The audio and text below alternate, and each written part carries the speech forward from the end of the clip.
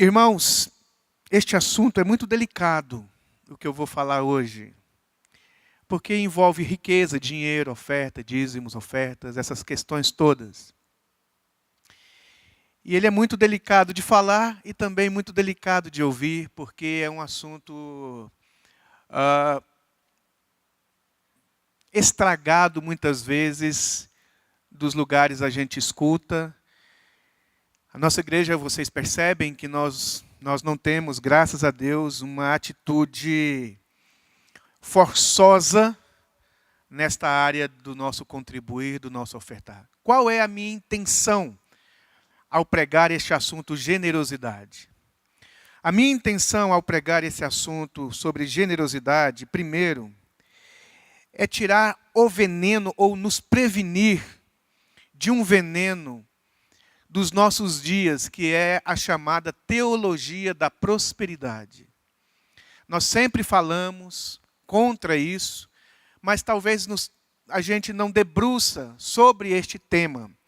Na verdade, eu não vou pregar a teologia, ou o que seja a teologia da prosperidade de maneira deliberada, mas vocês vão ajuntando, nós vamos ajuntar os pedacinhos como um quebra-cabeça, e no final nós temos um quadro todo, no final, quando em julho, no final de julho, eu pregar a última mensagem. Eu penso que eu devo, não sei quantas oportunidades o Renato vai me dar, né, Renato?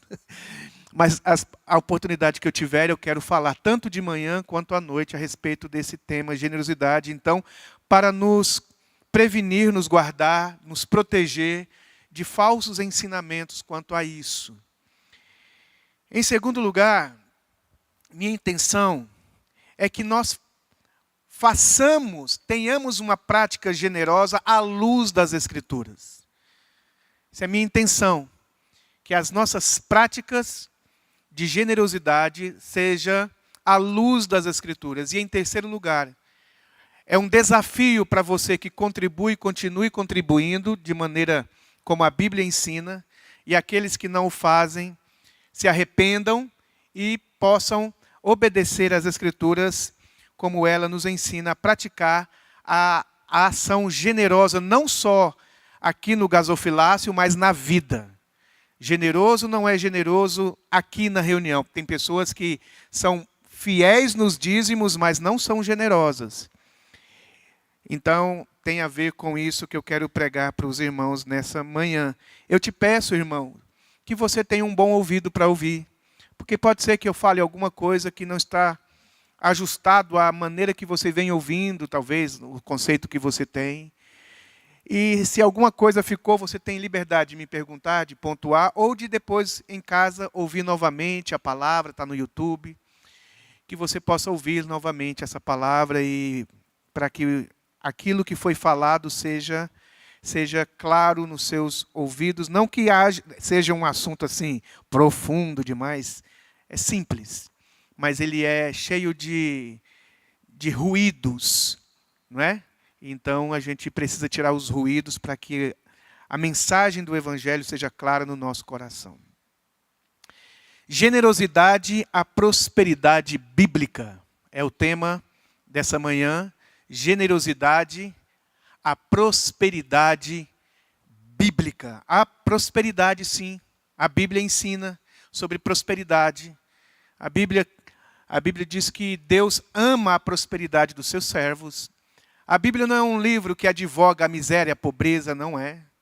A Bíblia não nos chama para a pobreza nem para a miséria. Mas também a Bíblia não é um livro mágico que nos ensina como é que a gente possa ficar rico. Não tem a ver com nenhum desses dois discursos. E você e eu, nós vamos estudar sobre isso aqui nessa manhã. Este estudo está estruturado com a finalidade de ir contra a visão materialista da fé. Minha palavra aqui, e aquilo que eu enxergo nas Escrituras, ela está estruturada sobre uma mentalidade espiritual que visa um lucro materialista e não uma vida de contentamento generoso. O Evangelho nos ensina o contentamento com generosidade e não uma prática piedosa que visa lucratividade, riqueza e assim por diante. Então, nesse sermão, eu vou abordar as questões sobre dinheiro, riqueza, prosperidade, generosidade com base em passagens bíblicas. E hoje nós vamos falar a partir de Timóteo, capítulo 6, livro de Timóteo, capítulo 6, a partir do versículo 3. 1 Timóteo, capítulo 6, versículo 3. Quero ler para vocês. Se alguém ensina outra doutrina e não concorda com as sãs palavras de nosso Senhor Jesus Cristo e com o ensino segundo a piedade, fique só aí por enquanto, olha só, que existe uma doutrina nos dias de Paulo que estava sendo pregado, e existe as sãs palavras ou sãs doutrinas. Percebe, irmãos, que aqui existem dois ensinos.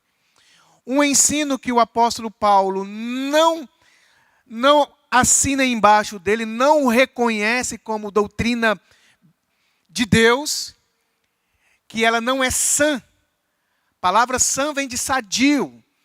Que essa doutrina que o apóstolo Paulo está dizendo para a gente ter cuidado dela, não produz saúde, muito pelo contrário. Então ele está dizendo, se alguém ensina outra doutrina, então, quem é que ensina outra doutrina? Paulo não está falando de um ambiente fora da comunidade. Ele está dizendo que é possível termos contato com uma doutrina que não é sadia dentro da comunidade, dentro da igreja. E Paulo está dizendo que se dentro da igreja alguém ensina outra doutrina e não concorda com as sãs palavras de nosso Senhor Jesus Cristo e com o ensino segundo a piedade, continuando, é enfatuado, nada entende, mas tem mania por questões e contendas de palavras, de que nascem inveja, provocação, difamações, suspeitas malignas. Altercações sem fim, por homens cuja mente é pervertida e privada da verdade, supondo, essa frase é muito importante para o nosso estudo de hoje, supondo que a piedade é fonte de lucro. Essas pessoas que têm uma doutrina que não é sadia, acreditam que a palavra piedade vem da relação entre nós e Deus, né? Fala sobre como é que nós nos relacionamos com Deus. Está ensinando essa doutrina que não é sadia, que a nossa relação com Deus produz lucro.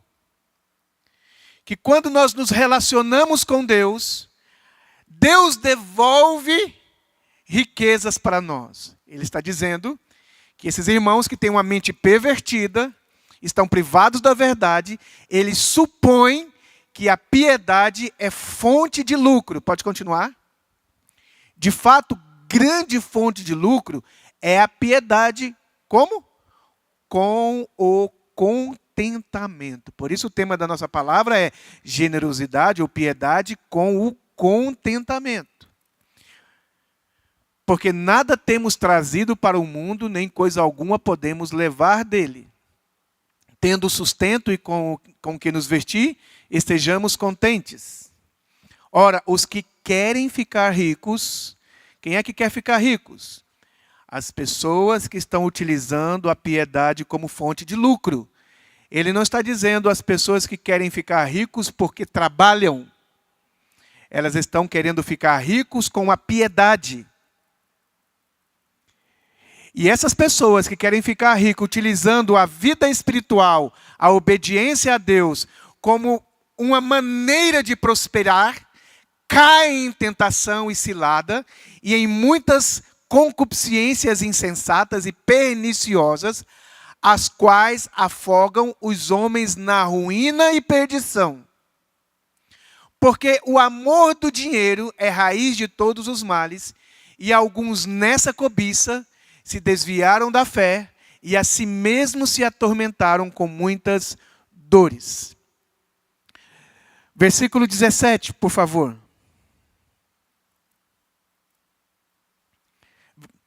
Exorta os ricos do presente século, que não sejam orgulhosos, nem depositem a sua esperança na instabilidade da riqueza, mas em Deus que tudo nos proporciona ricamente para nosso aprazimento. Que pratiquem o bem, sejam ricos de boas obras, generosos em dar e prontos a repartir.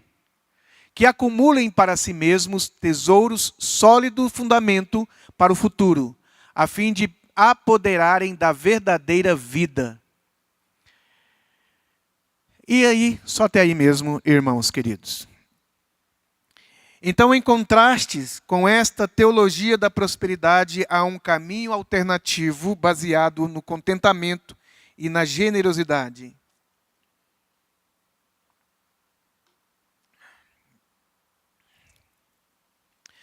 É um assunto delicado devido às distorções, abusos e ignorância bíblica.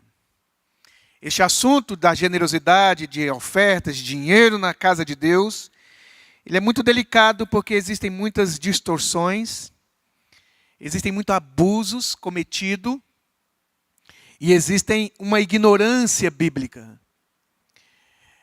Quando nós lemos a Bíblia, pedaços da Bíblia, textos bíblicos, sem a compreensão correta dela, é possível criarmos uma teologia, um ensino, que sai da Bíblia, mas não é bíblico. É possível reunir muitos textos bíblicos e provar para você que Jesus não é Deus, o Todo-Poderoso. Eu posso reunir textos como, por exemplo, Jesus diz a respeito daquele dia e hora, ninguém sabe a não ser o Pai. Nem eu, nem os anjos sabemos, somente o Pai. Como um Deus todo-poderoso não tem todo o conhecimento. Então, eu já poderia começar por aí, dizendo que Jesus não é Deus porque ele não tem onisciência, ele não sabe todas as coisas.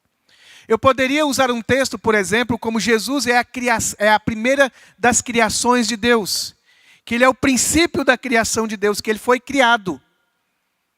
Então, eu posso reunir textos fora de contextos e ensinar para você coisas da Bíblia, que saem da Bíblia, mas que elas não são saudáveis, se eu não fizer uma leitura correta.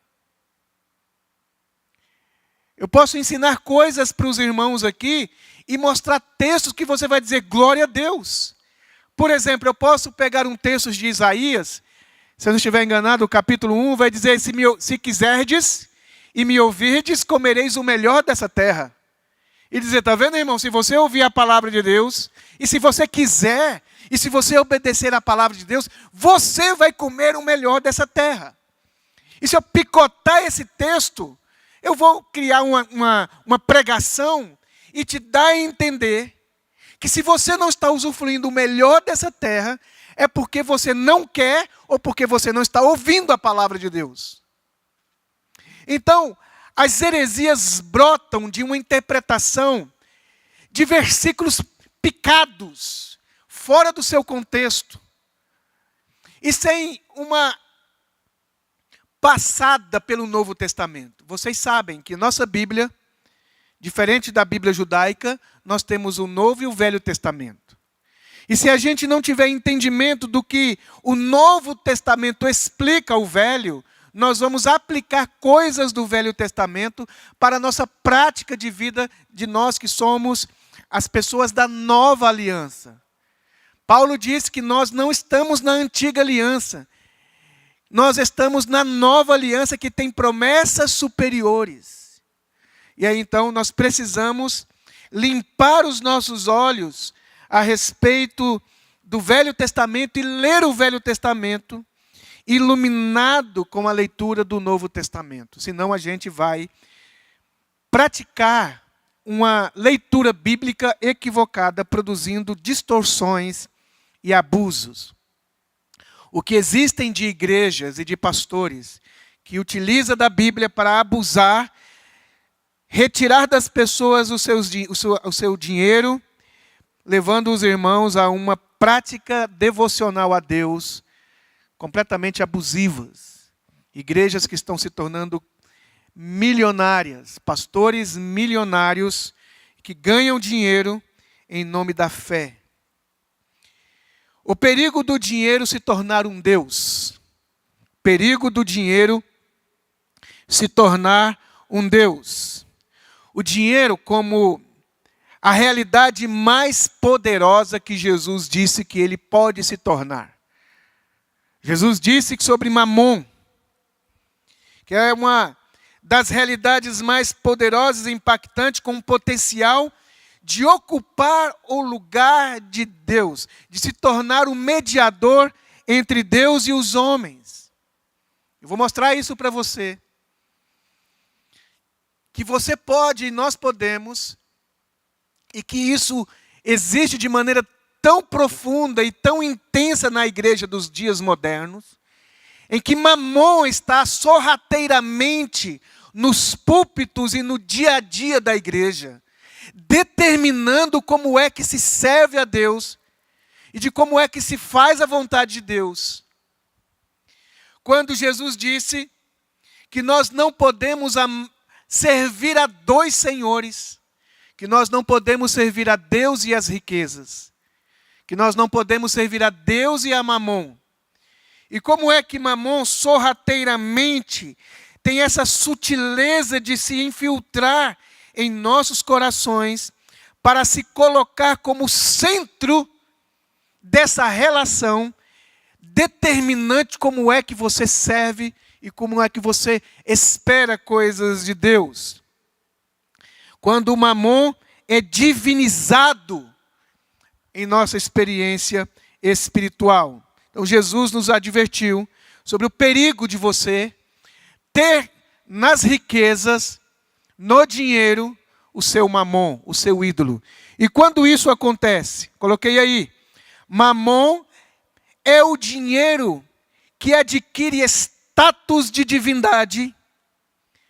Mamon é quando nós atribuímos as riquezas ao dinheiro, um status de divindade, e que exige lealdade e que escraviza os seus servos. Mamon é o dinheiro que adquire status de divindade, exigindo lealdade que escraviza os seus servos. Ele penetra sorrateiramente na vida da igreja, na vida das pessoas, de maneira que a gente acredita que só é possível nós termos futuro se a gente tiver dinheiro. Não é isso que a gente fala? Nós temos que garantir o nosso futuro. Como é que garante o futuro? Escolhendo uma profissão que dá dinheiro. Se você não escolher uma profissão que dá dinheiro, você não vai ter o seu futuro. Então você precisa pensar no seu futuro, vírgula, dinheiro. Isso é Mamon. É quando nós atribuímos ao dinheiro a única viabilidade, a única condição de fazer o que se precisa ser feito. Por que que nós não acudimos os necessitados? Porque nós não temos dinheiro. Por que nós não abrimos novos campos missionários? Porque nós não temos dinheiro. E nós atribuímos que nós precisamos de dinheiro para fazer a obra de Deus. Não é que se é possível fazer a obra de Deus sem dinheiro. Não tem jeito de comprar cadeira sem dinheiro. Não tem jeito de ter ar-condicionado sem dinheiro. É verdade. Muitas coisas, aliás, tudo que a gente precisa mexer na vida tem dinheiro. O problema não é isso. Não é isso que Jesus está denunciando. Jesus está denunciando uma atitude de esperança e expectativa no dinheiro, de maneira que nós estabelecemos a nossa conduta espiritual em expectativa no dinheiro, de maneira que só é obra de Deus se nós tivermos cadeiras almofadadas e não banco de madeira. Uma boa igreja é uma boa igreja se tiver ar-condicionados de última geração. Uma igreja é boa igreja se tiver um estacionamento grife. Uma igreja é uma boa igreja se nós tivermos um telão 3D. Nem sei se existe. E que para manter esse palco caro assim, eu preciso de muito dinheiro. Mas é verdade mesmo. O Mamon se torna uma divindade, então, quando ele vai sendo colocado como sendo a causa determinante de como se deve servir a Deus. Então, essa primeira realidade que precisamos saber é que o dinheiro pode ganhar status de divindade em nossos corações. Sem ele, nada podemos fazer. Sem ele, nós não podemos casar. Sem ele, não podemos ter filho. Sem ele, não podemos ter férias. Sem ele, não podemos nada. Ora, se isso não é frase que não se diz apenas a Deus. Não estou dizendo, irmãos, que é possível a gente ficar sem trabalhar para comprar as coisas. O apóstolo Paulo disse que aquele que não trabalha, que também não coma. Não quero dizer que eu sou ingênuo ao dizer que é possível fazer coisas boas sem dinheiro. Se você me perguntar, Robson, você prefere saúde pública ou um plano de saúde? Plano de saúde. Então você tem que ter dinheiro. Você prefere um carro com ou sem ar-condicionado? Com ar-condicionado. É mais caro. Você prefere comprar calça, roupa lá na C&A, na Renner, na não sei qualquer, ou lá na Gentleman? Na Gentleman. Muito mais. Então, Robson, para você ter isso, então você tem que buscar a Deus. Aí começa o nosso problema. Nós estamos querendo chamar a atenção dos irmãos para que o dinheiro fique no lugar de dinheiro e não no lugar de Deus. Amém ou não amém? Dinheiro tem o seu lugar. E o lugar dele não é o lugar que decide. O apóstolo Paulo evangelizou o mundo e não era rico. A questão não é a cadeira que você senta. A cadeira é qual cadeira você quer sentar para dizer que isso é de Deus. Esse é o problema. É você dizer, estamos bem. Por quê? Porque tem o conforto financeiro. Porque o apóstolo Paulo não nos ensina que a vida dele foi desse jeito. Ele viajou e todas as viagens dele ele quebrou. O navio quebrou. Ele foi para a cadeia. Ele apanhou como ninguém. E então é isso que eu estou querendo chamar a atenção para os irmãos, para a gente ter... Sabe, antigamente tinha uns rádios, né? Hoje você liga o rádio, você aperta, ele vai na estação assim, você não precisa... Mas antigamente tinha uns rádios de pilha. Quem é do tempo do rádio de pilha? Todo mundo, né? Quase. Você tinha que sintonizar. É isso que eu estou querendo fazer hoje nessa manhã. Sintonizar a frequência correta de como é que a gente olha para o dinheiro de acordo com a Bíblia. Então, o primeiro passo que eu queria falar com você é esse. Ó. Mamon é o dinheiro que adquire status de divindade em nossos corações. Segundo, abuso financeiro por parte de pastores e igrejas. Paulo disse que algumas pessoas ali têm a piedade como fonte de lucro. O apóstolo Pedro disse que, por causa da avareza, iriam fazer comércio de nós. O apóstolo Paulo também diz em Atos dos Apóstolos, para aquela igreja de Éfeso, ele reuniu os obreiros, disse que, depois da partida dele, iriam sorrateiramente adentrar pessoas que não poupariam o rebanho. O comércio da fé não é quando nós aqui colocamos ali uma comida para vender, para ajudar nas necessidades, quando a gente coloca um livro ali para vender, para de alguma maneira... enfim, não é isso que é o comércio da fé. O comércio da fé é um pastor com um microfone na mão e uma Bíblia aberta. É um perigo. Não são poucas as vezes que Jesus nos alertou a respeito dos falsos profetas. Um pastor com a Bíblia na mão aberta e falando é um perigo. É dali que Jesus e o apóstolo Paulo e os apóstolos disseram que nós deveríamos ter cuidado. Que nós não devemos entregar os nossos ouvidos assim, de qualquer maneira, sem que haja uma atenção acurada, para a gente ver se está correto o ensino. Se o ensino é são, se é sadio. Por isso ele diz, Timóteo, tu porém, afasta dessas coisas. Então nós precisamos de uma atenção, irmãos, redobrada nesses dias, porque muitos falsos profetas têm surgido no nosso meio. Que talvez você nunca foi exposto a isto. De youtubers, hoje em dia, que estão propagando uma espiritualidade cunhada, estabelecida em princípios bíblicos mal organizados.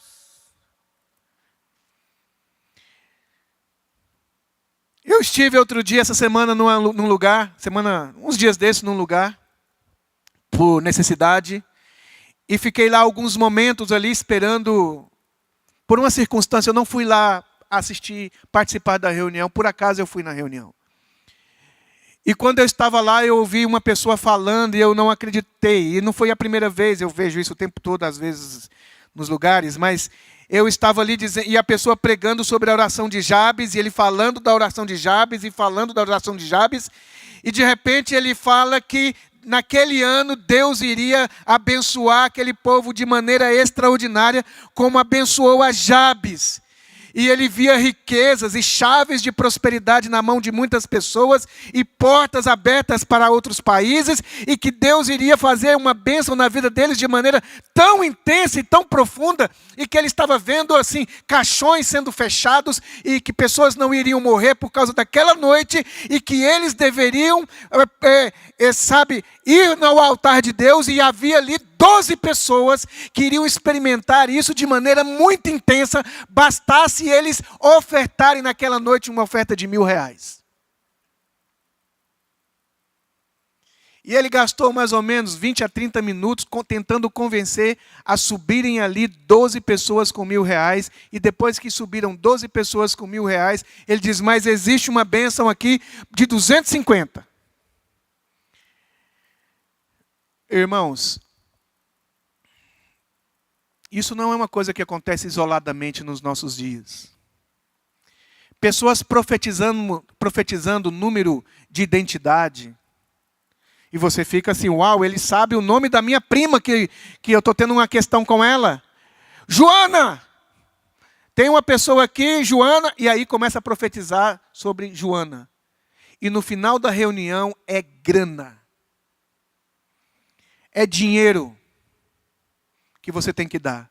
Porque você ficou vislumbrado com aquilo que foi apresentado. Poxa, ele sabe o número da minha identidade, ele descobriu o número do meu CPF. Só pode ser de Deus. A gente avalia se uma coisa é de Deus, não é pelo sinal em si, porque Jesus nos alertou que eles fariam sinais e prodígios e que nós deveríamos ficar atentos a isso. Não é sã doutrina. E você vai atrás desses pastores, eles são riquíssimos. Riquíssimos. E a sua denominação bilionária. A teologia da prosperidade nos ensina que a minha devoção depende, que a minha devoção e obediência traz riquezas. E ele leva você lá para Deuteronômio, por exemplo, capítulo 28. Abre aí, por favor, irmão. Deuteronômio 28. Aí você fala, mas aí, pastor, está na Bíblia. Olha lá Deuteronômio, capítulo 28. Se quiserdes, e se vocês ouvirem atentamente a minha voz e obedecer tudo quanto eu vos mandarem, todas essas bênçãos te perseguirão. Olha lá, e se vocês obedecerem fielmente à voz do Senhor, o seu Deus, e a todas as leis que hoje lhes dou, então o Senhor, seu Deus, exaltará você acima de todas as nações, a nação de Israel, acima de todas as nações da terra. Vamos ler. E as bênçãos virão sobre vocês e os acompanharão, resultantemente da obediência ao Senhor, seu Deus. Irmãos, está na Bíblia.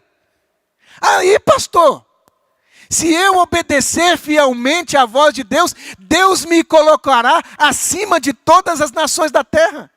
E olha mais, se eu obedecer à voz do Senhor, e as bênçãos virão sobre vocês e os acompanharão em resultantes da obediência ao Senhor, seu Deus. Pode passar. Vocês serão abençoados na cidade, serão abençoados no campo. Os filhos do seu ventre serão abençoados, como também o fruto da sua terra. Os seus rebanhos, as crias das suas ovelhas, das vacas e de suas ovelhas. Haverá bênção sobre os cestos e colheitas e o seu pão. Haverão bênçãos quando entrarem e bênçãos quando saírem. O Senhor fará com que os seus inimigos sejam derrotados na presença de vocês. Aquele comércio, aquele empresário ímpio, que não obedece a Deus, que só nega, que faz tudo torto. Ele não vai prosperar, quem vai prosperar sou eu, porque eu obedeço ao Senhor, é a minha empresa, é o meu comércio. Os meus filhos não vão conhecer as drogas, porque eu conheço o Senhor. Não vai para a prostituição, vai o do ímpio. É o que o texto está dizendo, de acordo com uma leitura errada. Porque nós estamos lendo um texto para Israel, para um determinado tempo da história, para um determinado propósito da história.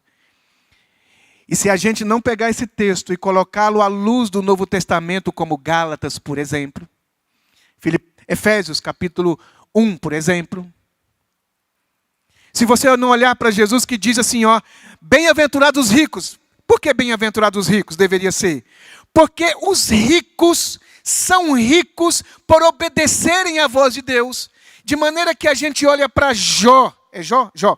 Jó, você só pode estar em pecado. Não tem como você ser justo diante de Deus e ficar doente e ter prejuízo na sua vida. Porque a palavra de Deus diz que se você obedecer fielmente aos princípios da palavra de Deus, você vai prosperar. A sua casa, o seu trabalho, tudo vai bem para você. Esta é a leitura que se faz muitas vezes de maneira equivocada, sem um Novo Testamento.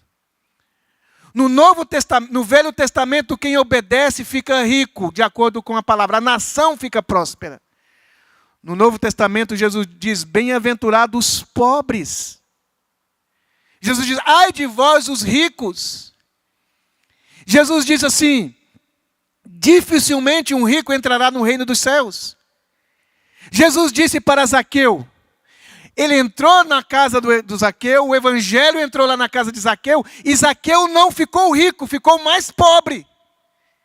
Porque ele devolveu o que roubou e o que sobrou, ele repartiu. O evangelho entrou na casa dele, ele não ficou rico da maneira financeira. Aquele jovem rico, quando se aproximou de Jesus, ele disse, eu obedeço a Deus desde a minha infância, eu guardo os mandamentos. Jesus poderia dizer, por isso que você é próspero. Porque você guarda os mandamentos e Deus então te enche de riquezas. Mas Jesus disse, então vai, vende tudo o que tens e me segue. No Novo Testamento, no Velho Testamento, se você obedecer a Deus, Deus te guarda dos inimigos. No Novo Testamento, se você obedecer a Deus, você vai ser perseguido. Há uma mudança brutal do que se é chamado de bênção no Velho Testamento e o que é chamado de bênção no Novo Testamento. No Velho Testamento, bênção é chuva, é terra produzindo tomate, cebola. No Novo Testamento, benditos sois, como diz a Bíblia, diz, bendito seja o Deus e Pai de nosso Senhor Jesus Cristo, o qual nos tem abençoado com todas as sortes de bênçãos espirituais nas regiões celestiais em Cristo. E ele vai descrever as bênçãos, como nos elegeu nele antes da fundação do mundo. Não é mais tomate nascendo na nossa plantação. É superior a isso. Então, a piedade verdade mostrada aqui como sendo, se você buscar a Deus, você vai enriquecer, o Paulo está denunciando esse tipo de expectativa. De querer bênçãos materiais em detrimento de obediência. De maneira que é possível você perceber na igreja quem é obediente e quem não é. Veja a vida dele financeira. Se ele passa dificuldade financeira, tem alguma desobediência aí. Se ele é próspero em tudo que faz, é obediente. Mas não é assim. Não é assim que nós vemos a Bíblia no Novo Testamento e os servos de Deus. Como Pedro diz, não tenho prata e nem ouro. Eu não tenho prata, eu não tenho ouro. Mas o que eu tenho, isso eu te dou. E o que ele dá? Não é prata e nem ouro. Então, quando a gente tem a piedade como fruto, como busca, nós estamos vendo, por exemplo, acontecer no Brasil, experiências prometidas de resolver os seus problemas se você participar de um retiro. Não vou falar o nome do retiro aqui para não causar mais danos. Mas se você pagar entre R$2.000 e R$80.000, você vai para um retiro só os homens. Esse retiro é só para homens. Você vai lá nesse retiro de 3, 4 dias, fica lá. E você vai ter experiências tremendas e você vai voltar de lá um novo homem, completamente transformado nesses 3 dias. Quanto que custa? Olha o mamão aí. Para você ir, é uma bagatela inicial, não menos. Se você achar por R$2.000 um retiro como esse, você encontrou, assim, sei lá, como que esse é bom mesmo, esse retiro, porque é R$2.000, porque os grandes famosos estão pagando entre 80 a 120 mil reais para ir para um final de semana num retiro espiritual promovido pela igreja evangélica e está ganhando o Brasil de uma maneira assim solapante. Pena que os irmãos que não têm R$2.000 não podem ir. Pena que os irmãos que não têm R$80.000 não podem ir. Pena que nós não temos estes irmãos espetaculares com esta unção espetacular para nos pregar o evangelho gratuitamente, a fim de que num final de semana e não num processo que demora a vida inteira com lágrimas, com dores, com renúncia, a gente vai crescendo na vida, seja materialmente falando, seja espiritualmente falando. Deus nunca nos prometeu uma vida que tem acessos, seja de prosperidade material ou espiritual, que tire de nós o processo árduo do dia a dia. E essa casa construindo sobre essa areia que não tem sustento, ela é linda, mas cai, produzindo frustração.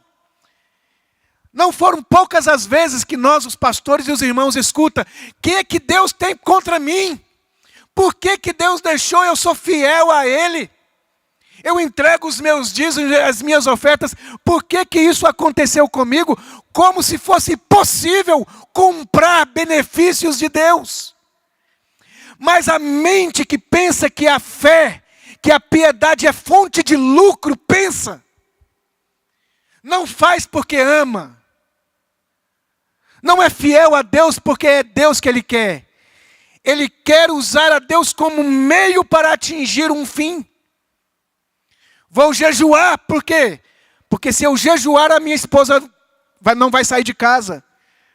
Não, a gente não jejua para a esposa voltar para casa, o filho voltar para casa, a empresa abrir, o comércio abrir para que o encontro seja bom. A gente não jejua como aquilo fosse moeda de troca, exigência de sacrifício para Deus nos abençoar, porque oramos muito ou jejuamos muito. A gente jejua para ser sensível. A gente jejua para ouvir melhor. A gente ora para ter contato com Deus. Não é para que Deus faça algo com a minha oração. É Deus que a gente busca. Ele é a busca final. Ele é o objetivo final. Não é através de Deus que eu vou alcançar alguma coisa. Porque, meus irmãos, se Deus é o elo entre o que eu quero e não Ele, Ele se torna um ídolo. É um ídolo que eu estou buscando e não o Deus vivo. Finalmente, Um pastor pastor pregando em determinado lugar pela televisão, ensinando o povo a orar para receber bênçãos de Deus. Ele estava ensinando a respeito da oração do filho pródigo. E não é aquela oração, ó Pai, pequei, já não sou digno de ser chamado teu filho. Não foi essa oração de arrependimento, de quebrantamento. Não, foi assim, Pai, dá-me tudo que é meu. Ó Pai, tudo que é meu me dê, eu tenho direito, eu sou teu herdeiro, me dê tudo que é meu. Por isso que você não tem, irmão, porque você não fala para Deus, Deus, eu exijo que tu me dês tudo que é meu, porque está escrito, tu disseste como se fosse possível. A gente, assim, se eu pegar um versículo e provar para Deus que Ele falou aquilo, aqui o Senhor não pode sair daqui, o Senhor está amarrado pela palavra que o Senhor falou. O Senhor falou que se eu quiser te ouvir, eu vou comer o melhor dessa terra. Então cadê, Senhor? Eu tenho te ouvido já tem 30 anos, me dê o melhor da terra. Isso é a oração do filho pródigo, rebelde.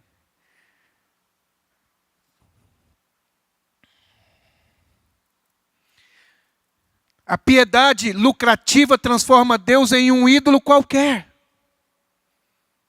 Ele não é o fim que eu busco, ele é um meio para atingir aquele fim. Quem transforma Deus em um meio para conquistar o lucro, transforma-o em um ídolo Deus, Mamon.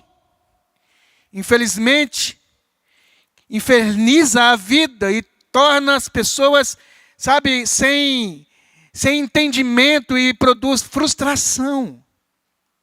Porque você acredita que se você for fiel a Deus, Ele vai te livrar dos infortúnios da vida.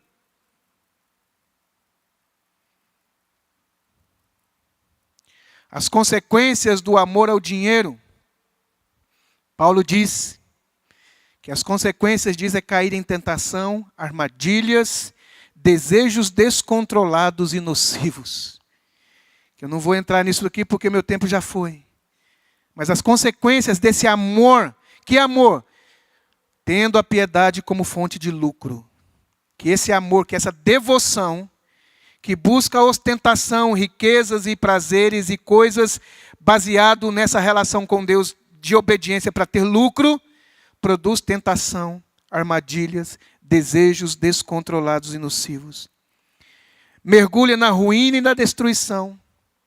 E que o amor a esse tipo de relação é a raiz de todos os males.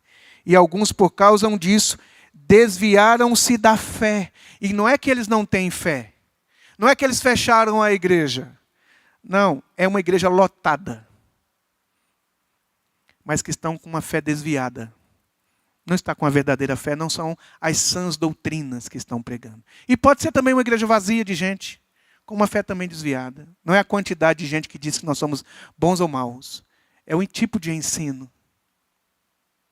É um tipo de ensino. O pastor só está dizendo que Deus não me abençoa financeiramente. É óbvio que eu não estou dizendo isso. Que Deus abençoa você financeiramente. Deus não pode fazer minha empresa prosperar? É óbvio que pode. Ele só não vai fazer isso por causa da sua obediência. Não é a sua obediência que provoca isso, porque você não consegue obedecer a tudo quanto eu vos tenho dito. Em algum lugar você vai errar. Deus te prospera e te abençoa como fruto da bondade e da misericórdia dele. Então, o resultado de tudo isso é decepção e desvio da fé. Deus não tem nada a ver com essas expectativas criadas por abusos religiosos. Deus não é responsável de responder a uma fé no lugar errado. Eu tive fé, então ele vai... Não, Deus não é responsável pelas palavras proféticas de pastores lobos. O caminho do contentamento, diz o apóstolo Paulo. O caminho do contentamento. Eu vou terminar aqui. Paulo disse que o contentamento é fonte de lucro quando ele é baseado.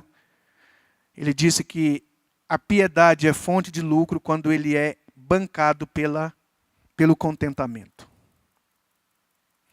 Ele disse que a piedade é fonte de lucro quando ele é sustentado pelo contentamento, porque nada temos trazido para este mundo e nada deste mundo vamos levar. tendo o que comer e o que vestir, estejamos com isso contentes.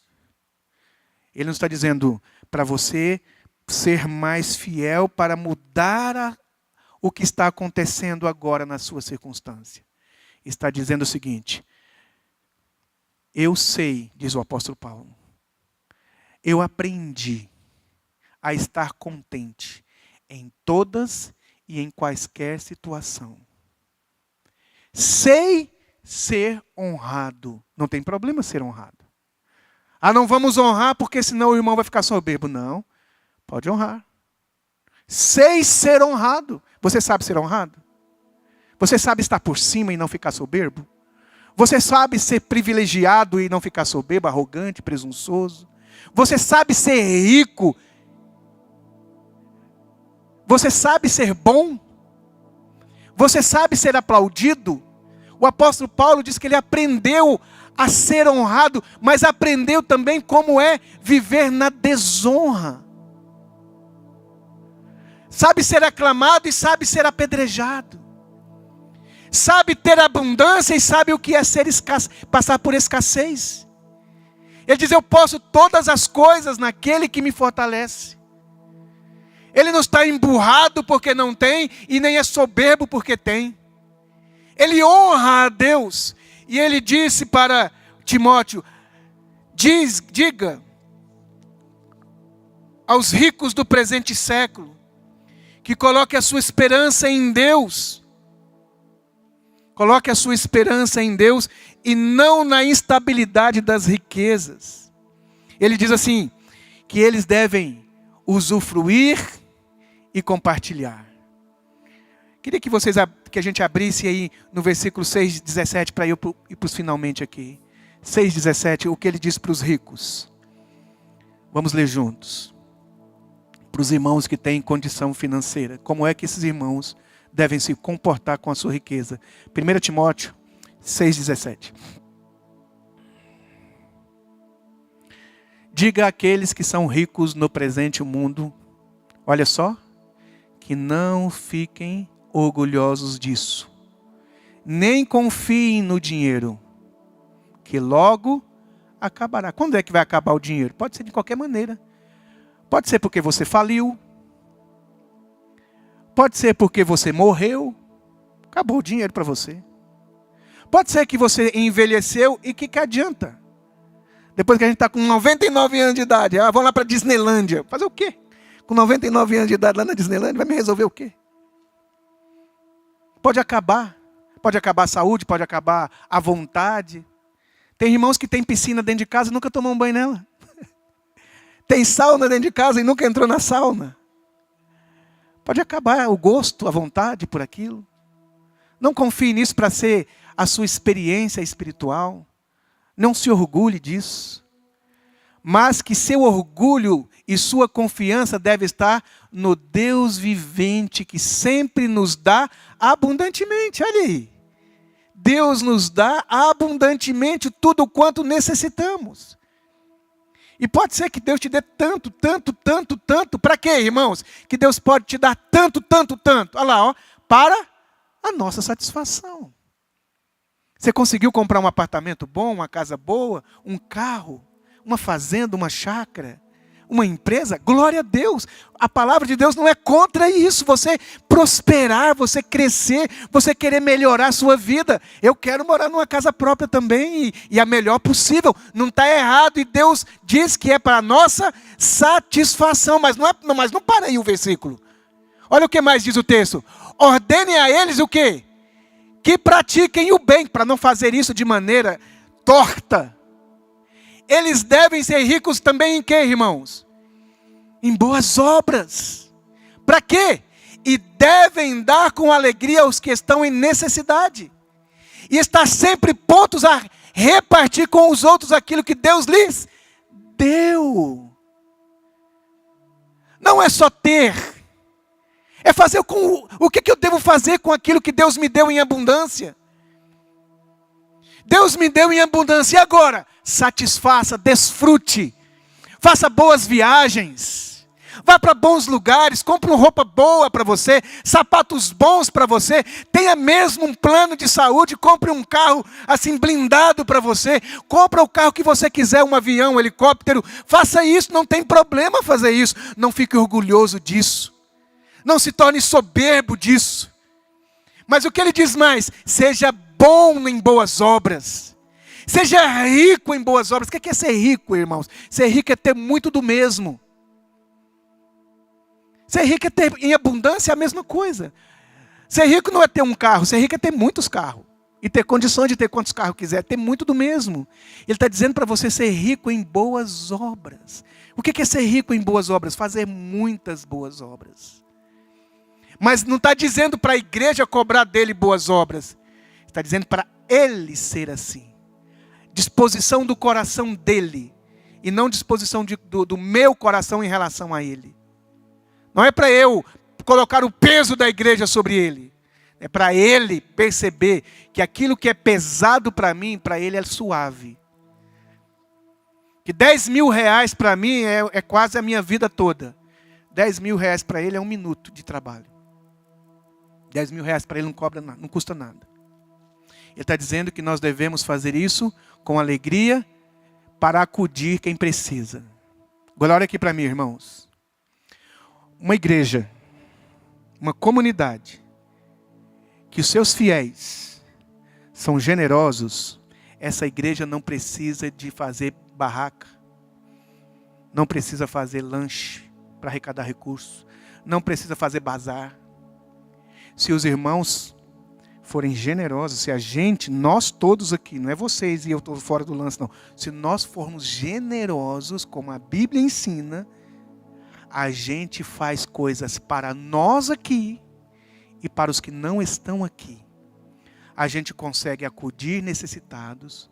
A gente nem precisa fazer grande esforço para ajudar. E quando a gente é generoso, Deus nos abençoa para que porque Ele sabe que se nos dar mais, a gente vai doar mais. A finalidade de Deus me dar o dom da palavra não é para eu ficar soberbo como tendo o dom da palavra, caso eu tenha. É para eu compartilhar.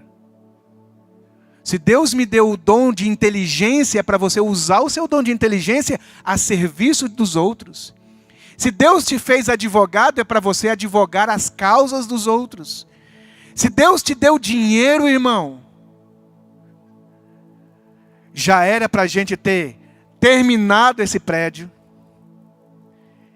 Já era para a gente ter condições de enviar missionários para onde quer que Deus nos aponte o dedo. Para a gente acudir os necessitados da comunidade, como a gente o faz, e os fora da comunidade. Por quê? Porque os irmãos a quem Deus deu recurso estão sendo generosos em dar, porque entendeu que não trouxe nada para este mundo, e nada deste mundo vai levar. Portanto, eles cumprem o que a Bíblia está dizendo. Que nós devemos ser ricos em boas obras. Que nós devemos ser aptos a fazer o bem com alegria. Estar sempre prontos a repartir com os outros aquilo que Deus lhes deu. Não foi barganha. Deus deu. Eu não sei dizer, irmão, por que você tem muito e outros não têm tanto. Mas não pode ser porque você trabalhou muito. Porque tem muitos irmãos que trabalham muito e não tem o que você tem. Não é porque você é diligente.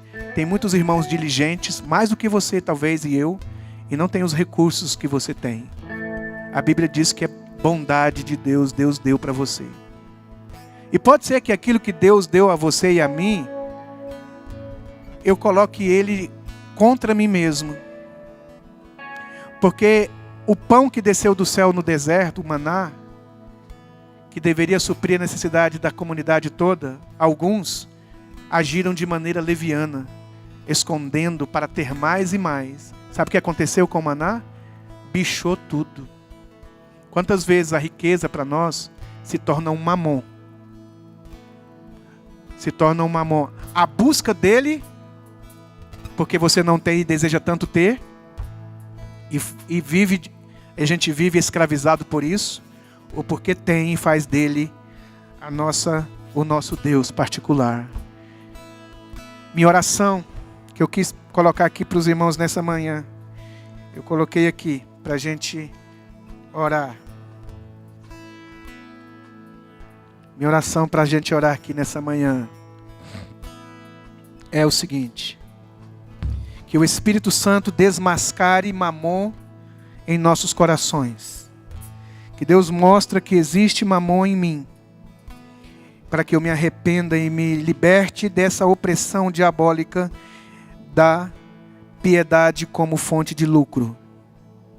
Que se encontre paz e serenidade no contentamento. Que eu não viva estressado, entristecido por não ter o que eu gostaria de ter. Que o meu coração seja encharcado de gratidão e generosidade ao abençoar outras pessoas na vida e abençoar a casa de Deus. Que você tenha grande e eu tenha grande alegria de dizer: Senhor, por que me deste tanto?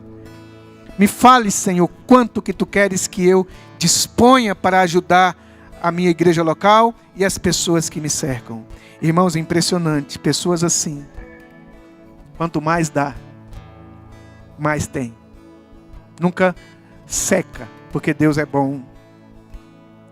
Permitindo que as riquezas generosas de Deus fluam através de cada um para abençoar o mundo. A minha oração, ó Deus, tem mamon na minha vida? Tem ídolos na minha vida? Eu estou te tratando como um ídolo, te buscando como um objetivo final que não seja tu mesmo? Eu quero te buscar e dizer, como diz Salmo 16:2, Senhor, bem algum eu não tenho além de ti. Como diz o Salmo 23, o Senhor é o meu pastor e eu não preciso de mais nada. Minha alma está suprida em ti. Meu coração está suprido em ti. Senhor, que eu aprenda a dizer como o apóstolo Paulo, tendo o que comer e o que vestir, estejamos com isso satisfeitos. Que eu possa dizer e cada um de nós possa dizer: eu aprendi o segredo do contentamento. Eu aprendi a ter e eu aprendi a não ter.